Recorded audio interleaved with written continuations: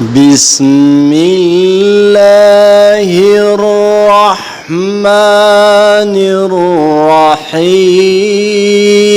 الرحيم وقل جاء الحق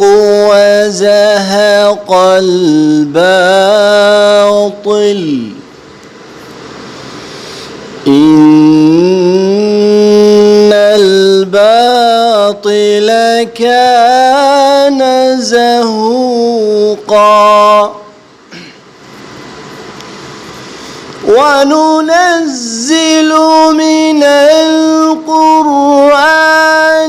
ما هو شفاء ورحمة للمؤمنين ولا يزيد الظالمين